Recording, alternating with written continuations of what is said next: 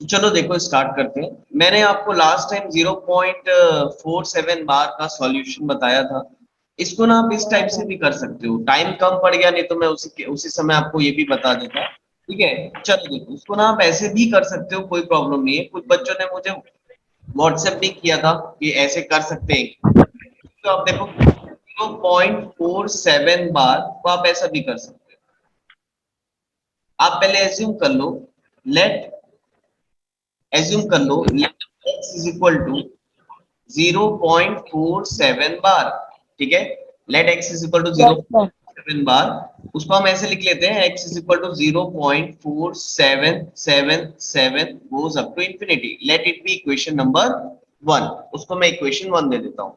ठीक है, उसके बाद मैंने आपको बताया था क्योंकि ये केस नंबर 2 है, हम पहले ये देखेंगे कि कितने नंबर के ऊपर में बार नहीं लगा हुआ है। तो कितने नंबर में बार नहीं लगा हुआ है, ये एक नंबर के ऊपर बार नहीं लगा। मैंने क्या बताया था, क्या करेंगे, मल्टीप्लाई 10 से शुरू करेंगे। Multiply by 10। Both side by 10। Multiply both side by 10। तो बताओ क्या हो जाएगा, 10 into x must be equal to 10 into 0.47777। तो आप इसको ऐसा लिख सकते हो 10x इज इक्वल टू, अच्छा ये 10 मल्टीप्लाई होगा तो ये डेसिमल आगे बढ़ जाएगा तो क्या बन जाएगा 4.7777। Late it be equation number 2।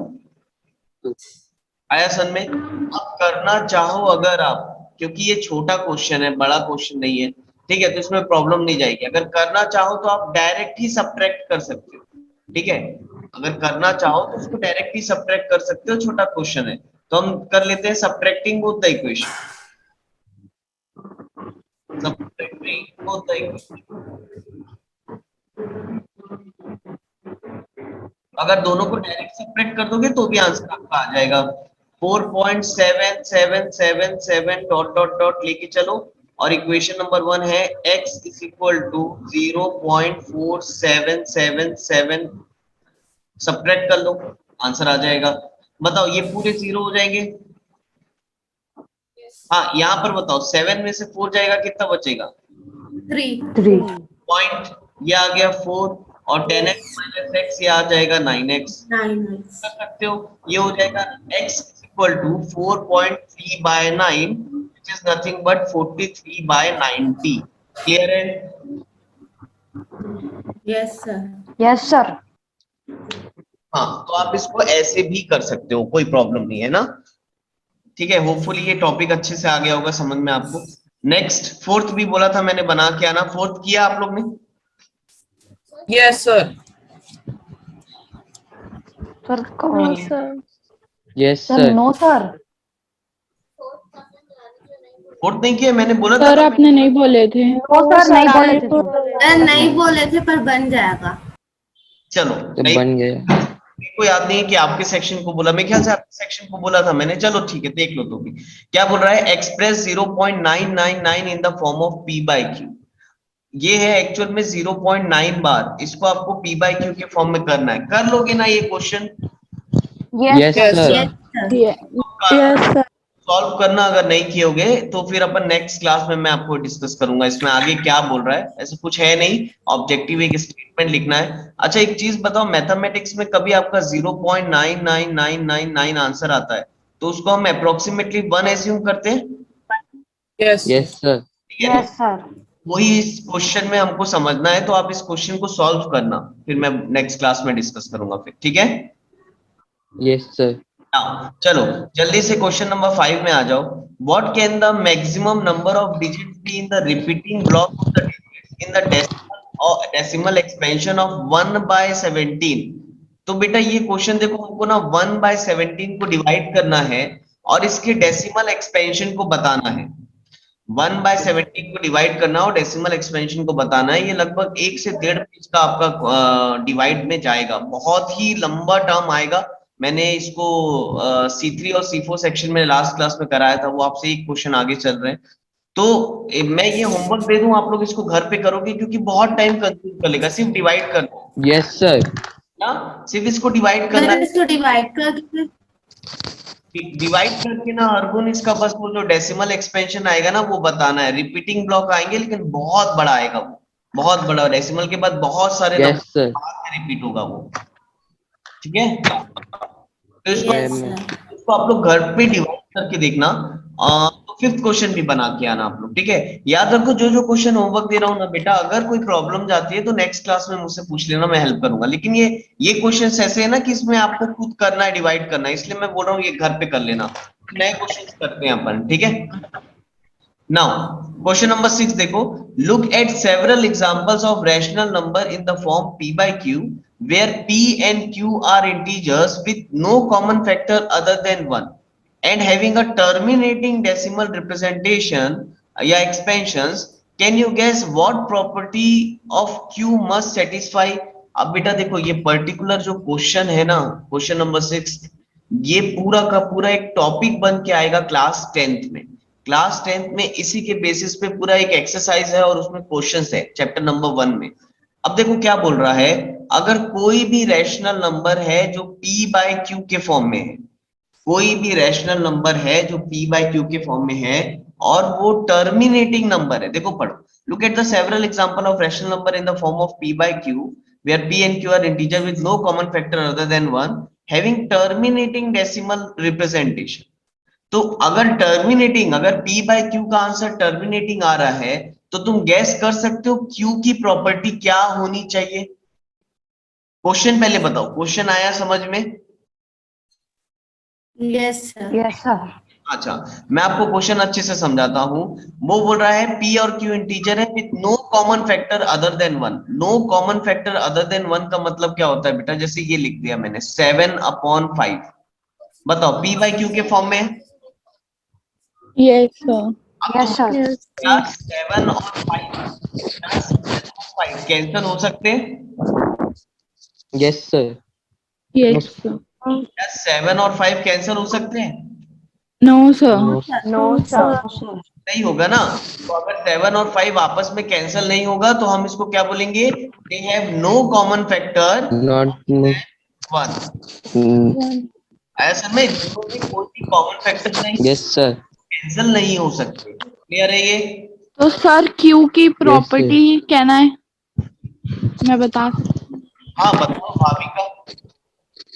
Sir तो फिर Q प्राइम नंबर होना चाहिए। क्यू प्राइम नंबर होना चाहिए? बिल्कुल भी नहीं, बिल्कुल भी नहीं। अगर 1/3 में कर दूंगा तो इसका अगर आप डिवाइड करोगे इसको, ये देखो ये प्राइम नंबर है, 3 is a prime number. Yes, sir. अब इसको अगर तुम डिवाइड करोगे तो क्या तुम्हारा टर्मिनेटिंग आएगा? No sir. No, sir. कभी भी नहीं। नॉन टर्मिनेटिंग बट रिपीटिंग आएगा। तो हमको ये बोल रहा है कि अगर p बाय q आपका एक टर्मिनेटिंग डेसिमल नंबर है, टर्मिनेटिंग डेसिमल नंबर है, तो हमको q की प्रॉपर्टी बताना है। तो बेटा फट से देखो तुम लोग, ये 3/2, sir.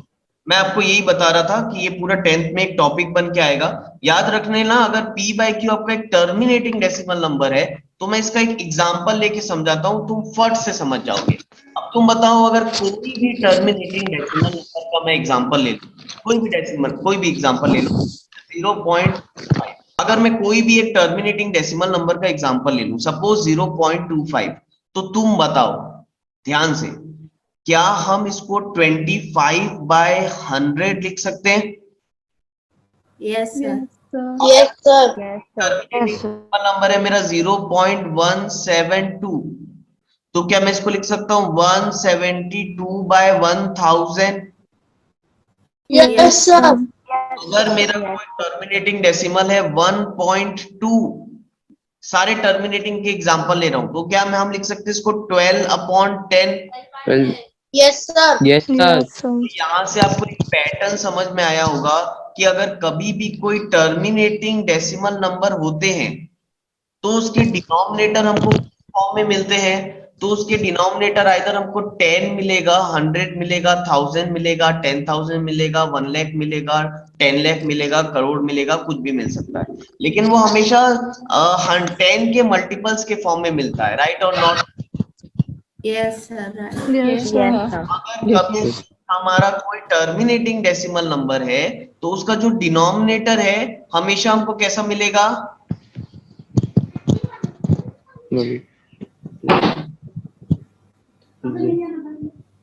क्या कैसा मिलेगा? Multiple of 10। पहले बताओ यहां तक आया समझ में? Yes sir. अब देखो, अब तो यहाँ पर Q का जो टर्म है ना बेटा, अगर कोई टर्मिनेटिंग डेसिमल नंबर है तो Q तुम्हारे 3 टाइप से हो सकते हैं, ये याद रखना। Q के तुम्हारे 3 फॉर्म्स हो सकते हैं।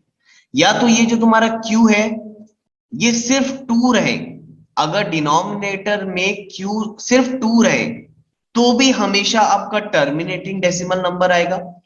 या ये जो तुम्हारा Q है सिर्फ 5 रहे तो भी तुम्हारा टर्मिनेटिंग डेसिमल नंबर आएगा।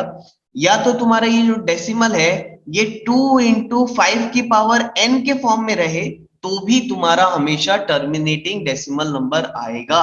यानी कि अगर कोई टर्मिनेटिंग डेसिमल नंबर है तो उसका जो डिनोमिनेटर Q है वो इनमें से किसी भी फॉर्म में रह सकता है, या तो वो सिर्फ 2 होगा, या तो वो सिर्फ 5 होगा, या तो वो 2 इंटू 5 की पावर n होगा। मैं एक एक करके एग्जांपल देता हूं। जैसे आपको मैंने दे दिया 7, जैसे मैंने आपको दे दिया 7/2, तो तुम बताओ अगर तुम इसको डिवाइड करोगे तो क्या ये टर्मिनेटिंग डेसिमल नंबर आएगा? क्या आएगा? Yes sir 3.5। 3.5। 3.5 करेक्ट है। Yes sir. वैसे ही अगर मैं आपको दे दूं 11/5, 11/5, अब अगर आप इसको डिवाइड करोगे क्या आएगा? 2.2। 2.2। वैसे सेम वैसे ही अगर मैं आपको कुछ ऐसा दे दूं 23 अपॉन, सर ये 2.2 आएगा। Yes sir 2.2। हाँ 2.2 आएगा, 2.2 आएगा। वैसे ही मैं आपको दे दूं 23/2 इंटू 5, तो 23/10 विच इज नथिंग बट 2.3। बताओ करेक्ट? 2.3। Yes sir. तो अब याद रखना, अब याद रखना कि कभी भी अगर कोई टर्मिनेटिंग डेसिमल नंबर है बेटा, कभी भी अगर आपका कोई टर्मिनेटिंग डेसिमल नंबर है तो उसका जो Q है उसके 3, वो Q जो है वो 3 फॉर्म में हो सकता है। या तो वो Q क्या होगा? 2, या तो वो Q क्या होगा? 5, या तो वो Q क्या होगा? 2 इंटू 5 की पावर n के फॉर्म में होगा। क्लियर है क्या? Yes sir. ठीक है, तो ये सर चीज इसमें पावर तो नहीं था पर थर्ड एग्जांपल में। क्या? सर थर्ड एग्जांपल में पावर तो नहीं था। लो पावर डाल देते हैं कि पावर 3, तो बताओ 2 5 की पावर 3 क्या हो जाएगा? 10 की power 3, yes sir. 1000। that is 1000 which is 1.0। 1024। Correct है? Yes sir. लिखने बोल रहा हूं वो लिखना, ठीक है। अब उस क्वेश्चन का आंसर लिख लो, क्या था क्वेश्चन तुम्हारा? ठीक है, तो प्लीज उसका आंसर लिखो, मैं आपको आंसर लिखवा देता हूं। ऐसा मत लिखो, ये इतना सारा थोड़ी ना लिखोगे। लिखो इफ अ रैशनल नंबर, लिखना उसमें if a rational number is a terminating decimal number, then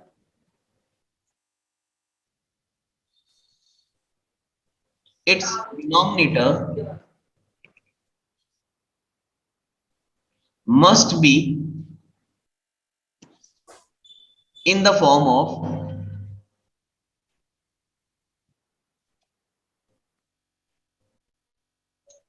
2, और सेकेंड 5, और थर्ड 2 इंटू 5 की पावर n।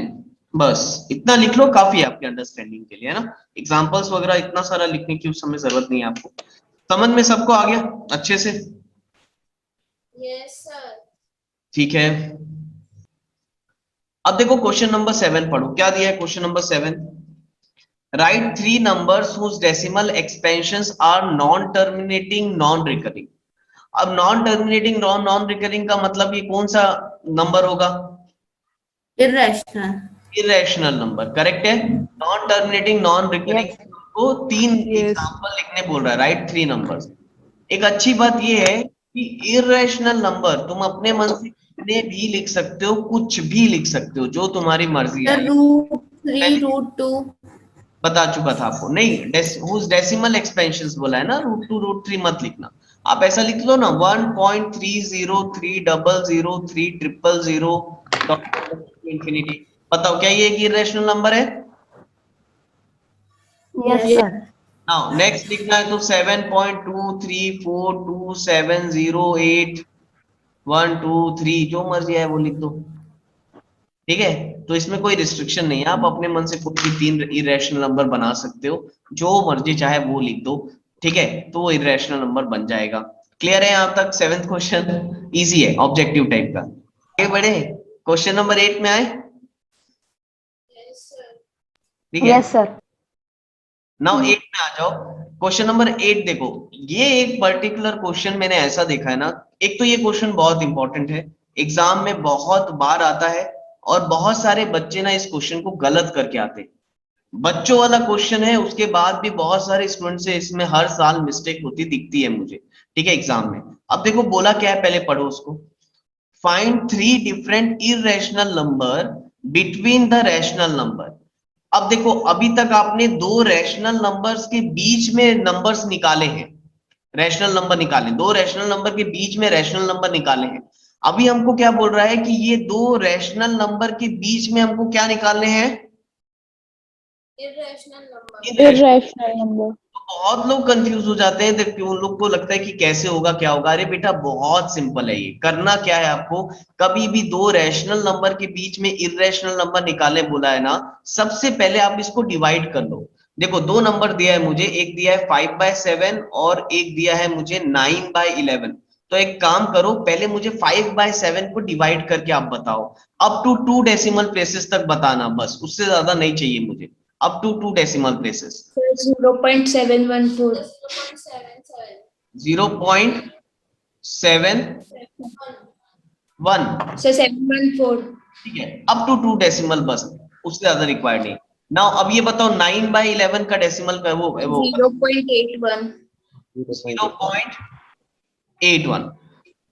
अब देखो अब देखो, किसी भी 2 नंबर के बीच में, किसी भी 2 नंबर के बीच में आप इनफिनाइट रैशनल नंबर बता सकते हो, क्योंकि रैशनल नंबर के लिए हमको सोचने समझने की ज्यादा जरूरत नहीं है, अपने मन से लिखना है। लेकिन इस कंडीशन में क्या बोला है कि जो इर्रेशनल नंबर आप बताओगे वो ये दोनों नंबर के बीच में होना चाहिए, तो बिल्कुल लिख देंगे। हमको क्या कुछ प्रॉब्लम है क्या? अच्छा बताओ, क्या मैं ये नंबर लिख सकता हूँ अपने मन से 0.7202002000 dot dot dot up to infinity, अपने मन से लिख दिया मैंने। अब तुम बताओ, क्या ये जो मैंने नंबर लिखा है 0.72, क्या वो ये दोनों नंबर के बीच में ही आएगा? Yes sir. Yes sir.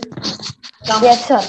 मैं बोला ना, तुम जो चाहे वो लिखो, बस अब ध्यान रखना ये है कि हमको इन दोनों नंबर्स के बीच में कहीं लिखना है। अब जैसे मैं लिख दिया 0.79324312 up to infinite, again this is an irrational number, और ये दोनों के बीच में है, तो फिर करेक्ट है, कोई प्रॉब्लम नहीं है। इवन इसके जस्ट पास वाला नंबर भी लिख देते हैं, देखो 0.80808000 अप टू इंफिनाइट, तो ये भी इरेशनल नंबर होगा। तो लिख दिया, हमको क्वेश्चन में क्या बोला था कि इन दोनों नंबर्स के बीच में आप 3 इरेशनल नंबर लिखो, तो ये हो गए 3 इरेशनल नंबर। 9 क्वेश्चन क्या दिया है, classify the following numbers as rational और इरेशनल।